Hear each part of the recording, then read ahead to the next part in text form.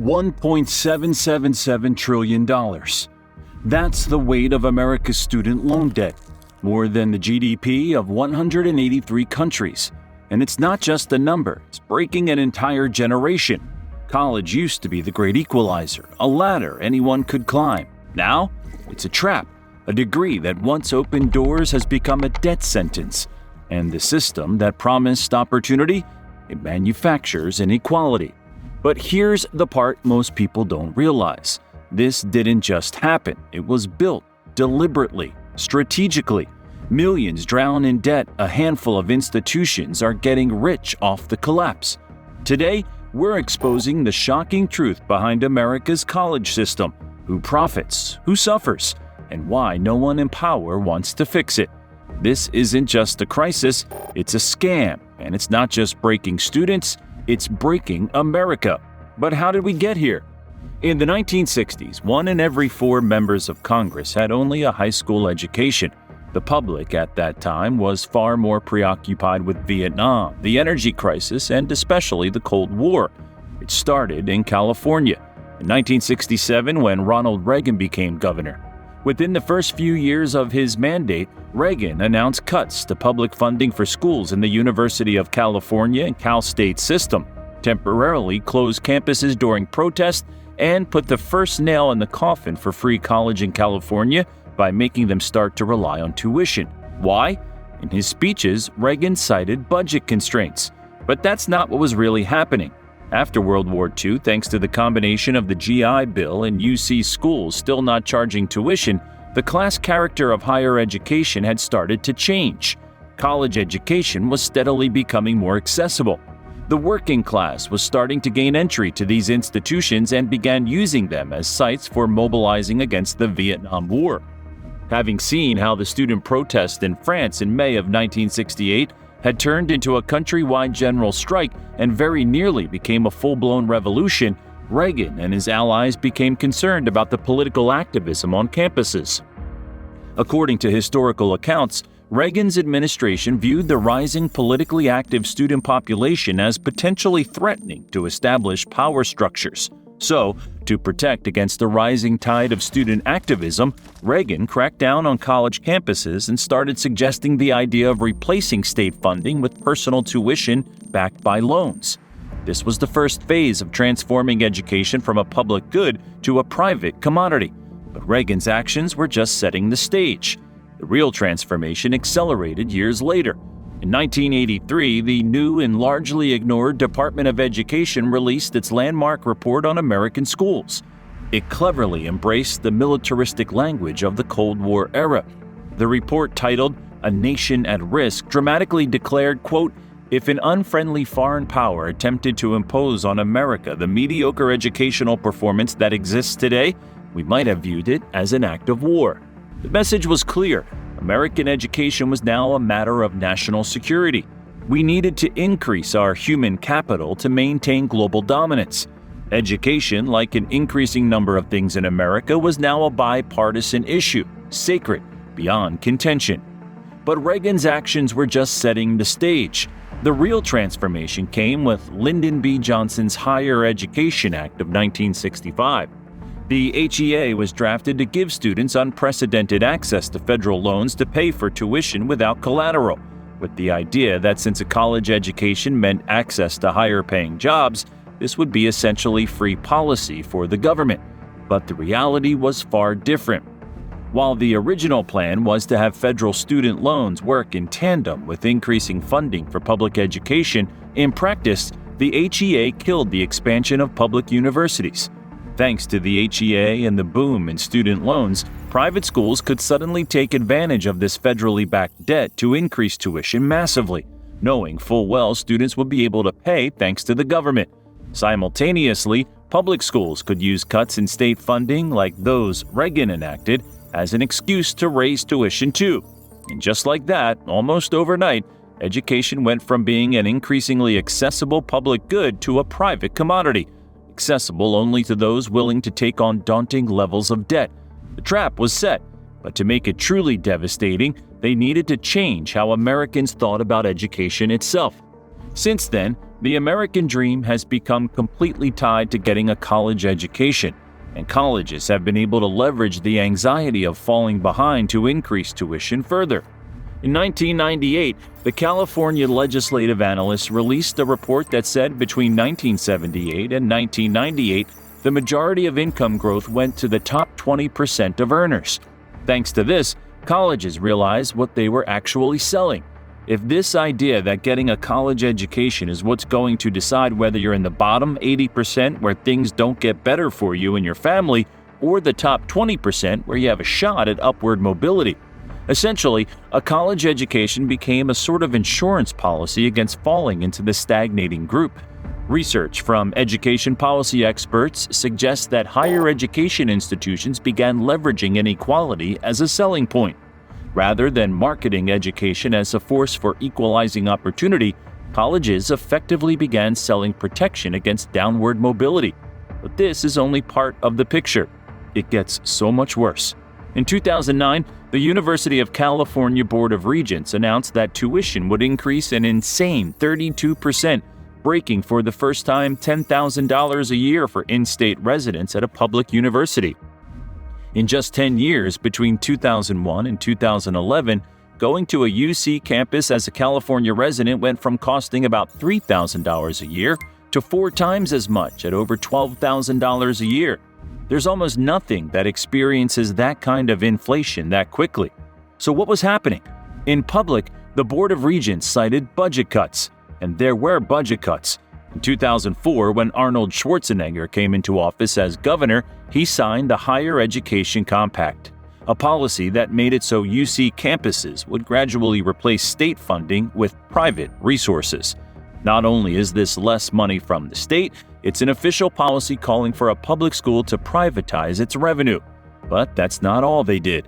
UC campuses also issued what are called general revenue bonds. Essentially, colleges ask for a loan from investors and strike a deal with them to get large sums of money up front in exchange for a regular return every year. The scheme works like this. First, colleges play off the anxiety of falling behind to publicly justify raising tuition. Once that's done, university administrators then turn to private sources of investment.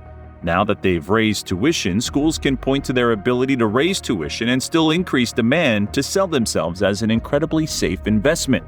Investors know that the state can't raise taxes at will, but now they have concrete proof that universities can do that for tuition, so their credit ratings go up. In practice, this means universities get to act like companies, where they can raise the price of their services without seeing the decrease in demand you'd expect. But to make these bonds even more attractive to investors, universities also use the tuition they get as collateral. And if you're thinking, hey, none of this sounds like what tuition is supposed to be for, you'd be right. What you'd expect is that tuition goes towards financing students' education, or at the very least, if tuition is being used as collateral for these loans, then the money from those loans should go towards making education better. That's not what they do. Instead, that money goes into financing new construction, new housing, fancy buildings, sports centers, things that make the university more attractive on rankings lists and establish a better brand for the school. Why is that important? Because that brand identity feeds back into the credit rating that colleges use to get more money from issuing bonds.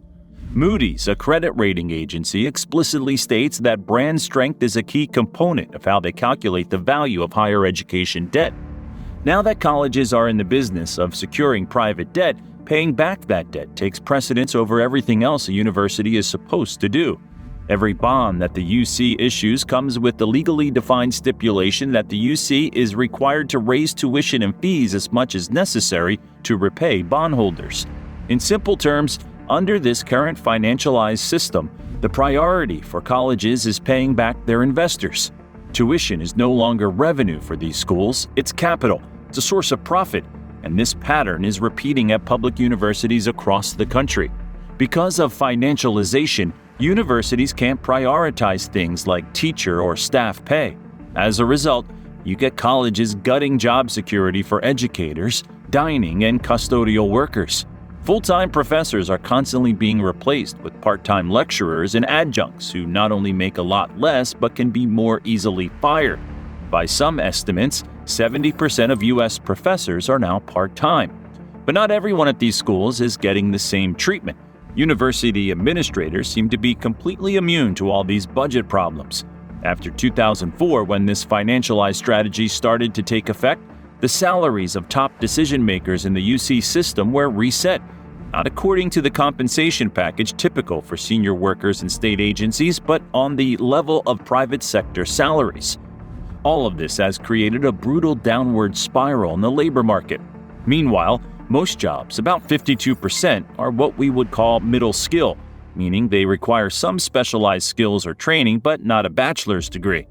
These are your electricians, plumbers, carpenters, and construction workers. We don't have nearly enough of them.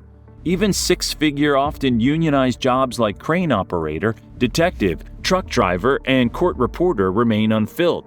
In any normal market, this problem would quickly resolve itself. As word got out, the supply of college students would fall and the supply of electricians would rise until both matched demand, but that hasn't happened. Labor economists have observed that the educational and labor markets appear to be stuck in a persistent imbalance, with continued overproduction of certain degrees and underproduction of needed skilled trades. In other words, the labor market is broken. For the past 30 years, young adults have been trapped.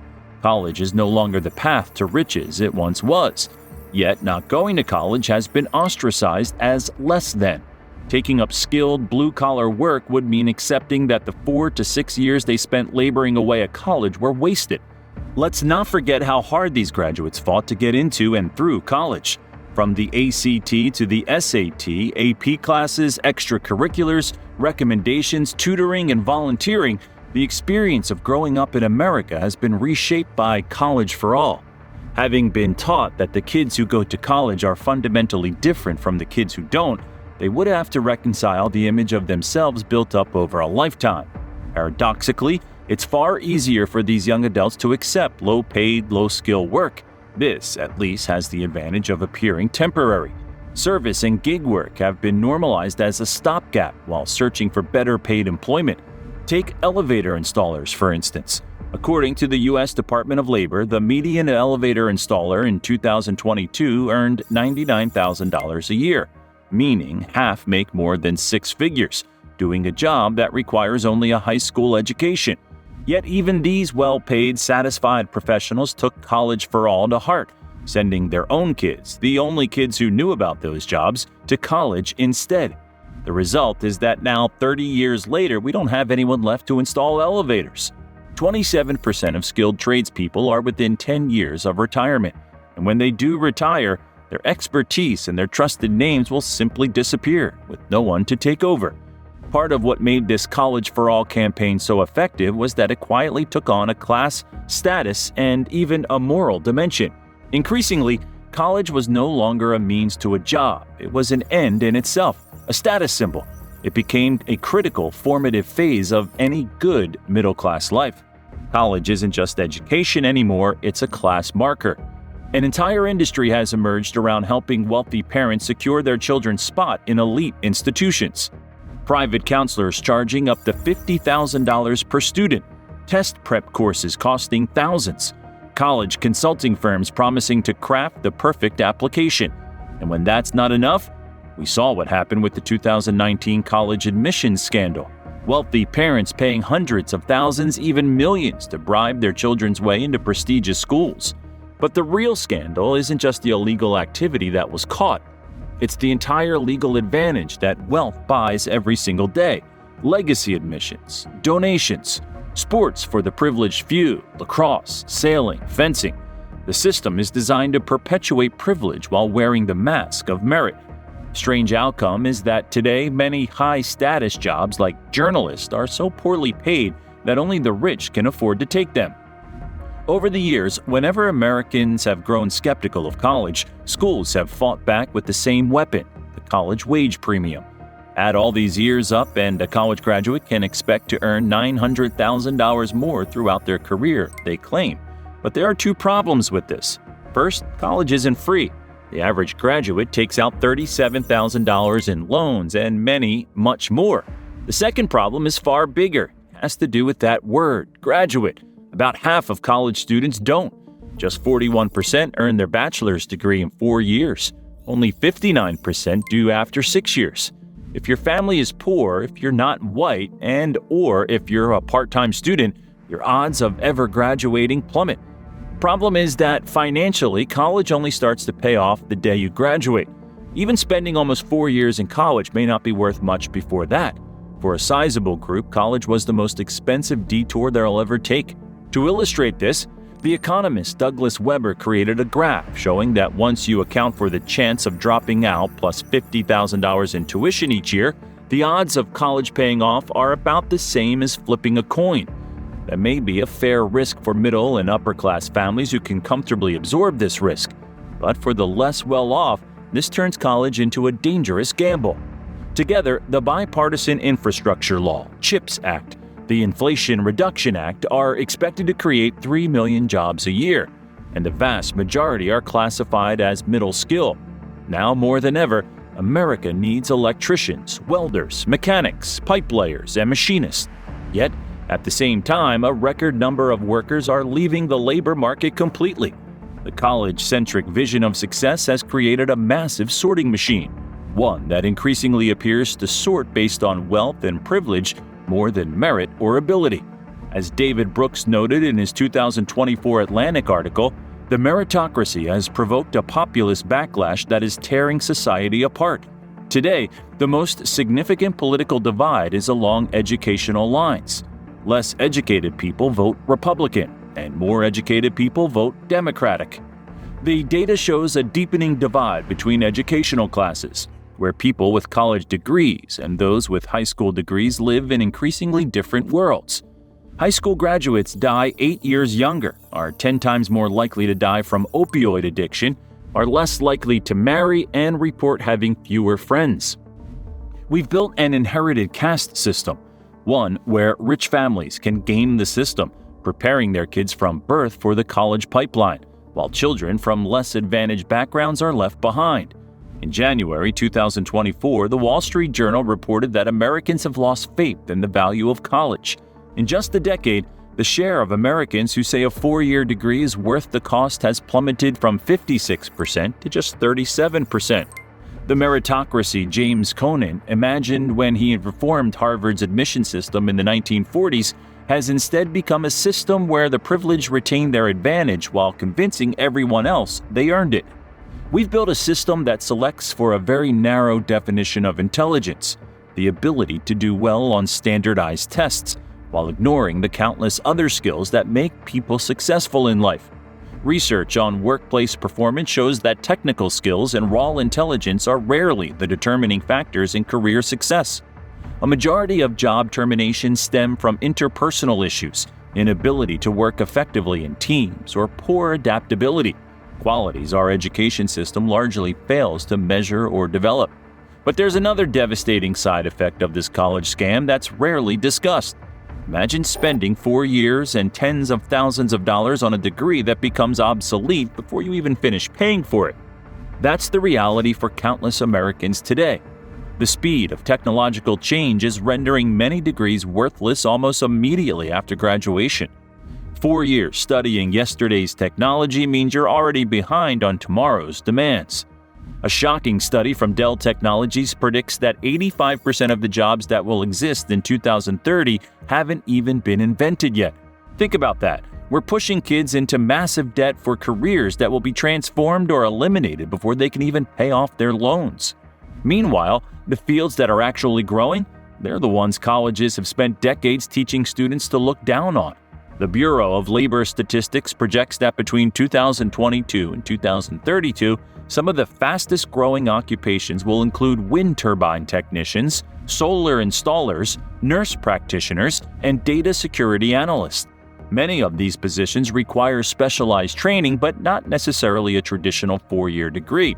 While students are being funneled into overcrowded humanities and business programs with dubious job prospects, critical sectors of U.S. economy are desperate for qualified workers. The American Society of Civil Engineers gives U.S. infrastructure a C- grade and estimates we need $2.59 trillion in funding over the next decade. But who's going to do this work when we've convinced an entire generation that skilled trades are beneath them? the psychological damage is equally severe. College has essentially become America's only cultural acceptable rite of passage into adulthood. If you don't attend, you're not just missing educational opportunities, you're missing the culturally sanctioned transition to adulthood itself. According to psychologist Dr. Peter Gray, this artificial extension of adolescence has contributed to skyrocketing rates of anxiety, depression, and learned helplessness among young adults. 2023 CDC survey found that nearly 60% of teenage girls reported persistent feelings of sadness or hopelessness, the highest level in a decade. The U.S. has created a system where 18-year-olds are making the biggest financial decisions of their lives before they're legally allowed to buy a beer. They're signing up for decades of debt based on promises about careers that may not exist by the time they graduate. And when they inevitably struggle, we blame them, not the system that set them up to fail. The college scam isn't just breaking America's economy, it's breaking America's soul. So what's the way forward? First, we need to break the monopoly schools have as society's sorting mechanism. You can't determine someone's potential at 18, yet our current system attempts to do exactly that. Second, we need a diversity of educational paths that nurture different abilities and talents, from project-based learning to apprenticeships to technical training. Third, we need to rebuild the connections between education and communities. A child spends only 13% of their time between ages 0 and 18 in school. The neighborhood and family environment matter far more. The goal should be not to eliminate college opportunities. Instead, society needs to remove the stigma and obligation that has become attached to the college path. Currently, the bias against skilled blue-collar work is so strong that young people avoid well-paid, fulfilling careers they might actually enjoy more than white-collar work. College scam didn't just break America's economy and labor market. It broke everyone's sense of shared purpose and common good. It's time to start building something better. But what do you think? Has college become a scam, or is it still the best path forward for most Americans? Have you experienced the burden of student debt or struggled to find work that matches your education? Let us know in the comments below, and don't forget to subscribe for more unfiltered truth about the systems that shape our lives.